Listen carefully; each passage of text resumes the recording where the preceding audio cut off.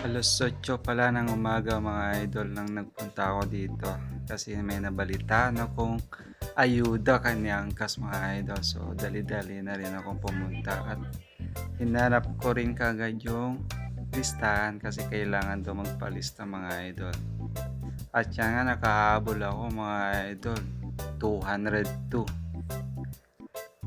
At ayun nga, maraming nakapila mga idol. So ayan, puro kulay asul. Masayang tingnan pag ganyan mga nagkakumpul-kumpulan o merong event pag sa Angkas mga idol.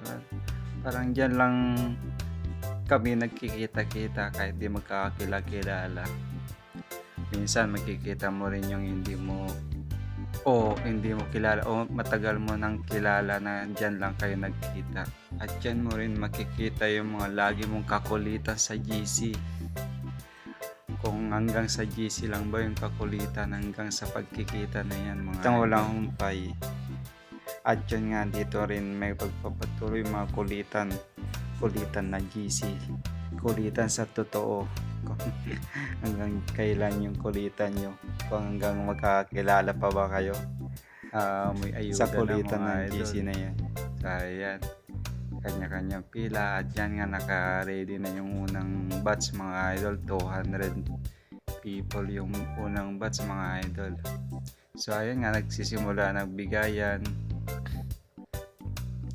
at papasalamat pa rin sa natanggap, kung ano mang yung mga natanggap ng iba.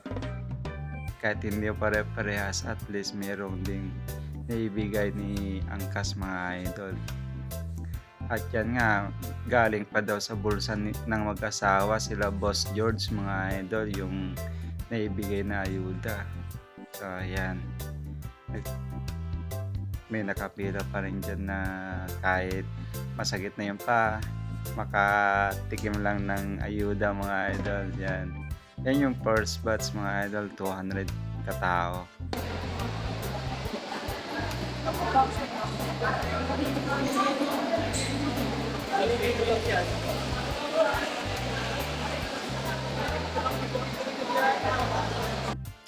Ayun nga mga idol, pila-pila pa rin kasi ilang oras din binuo yung pagpila na yan. Gumising ng maaga, pumunta at dyan nakapila.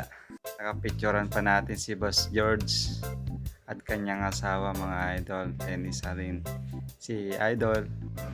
Wake up stressed, but I know I'm blessed. Turn my head and you're smiling at me and I feel at rest. That was then, been depressed. Life has gone to shit, cause I now wake up alone. Time is